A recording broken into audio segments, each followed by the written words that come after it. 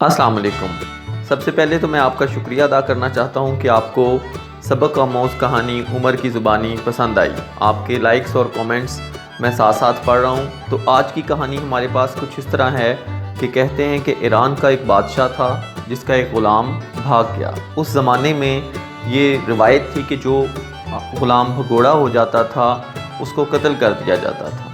बादशाह के वज़ीर ने बहुत जल्दी लोगों को साथ लेके ग़ुलाम को गिरफ़्तार करवा लिया और गिरफ़्तार करवाने के बाद बादशाह के दरबार में हाज़िर कर दिया। ग़ुलाम जो ही बादशाह के दरबार में हाज़िर हुआ, बादशाह ने हुक्म दे दिया कि इसको कत्ल कर दिया जाए। तो इस पर ग़ुलाम ने ये कहा कि बादशाह सलामत, मुझसे बहुत बड़ी गलती हो गई है, लेकिन मेरी एक अर्ज़ सुन लें। तो बादशाह ने कहा, हाँ बताओ क्या कहना चाहते हो। तो उसने कहा कि मैंने आपका नमक खाया है, तो मैं ये नहीं चाहता कि कल क़यामत वाले दिन आप अल्लाह के दरबार में मेरे कातिल के तौर पे खड़े हों, लिहाजा इसका पहले शरई जवाज़ ढूंढें, उसके बाद मुझे आप कत्ल करवा दीजिएगा। तो बादशाह ने कहा, बताओ क्या आपके पास इसका शरई जवाज़ है। तो ग़ुलाम ने बादशाह से कहा कि मैं पहले आपके इस वज़ीर का कत्ल कर देता हूँ, उसके बाद आप क़सास में मुझे कत्ल कर दीजिएगा और इस तरह मेरा खून आपकी गर्दन पे ना होगा।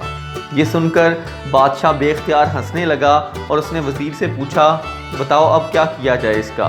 तो वज़ीर बहुत घबराहट में कहने लगा, इस ग़ुलाम को आज़ाद कर दें वरना बेगुनाह मैं मारा जाऊंगा। तो दोस्तों बताइए कि आज की कहानी से आपने क्या सबक सीखा।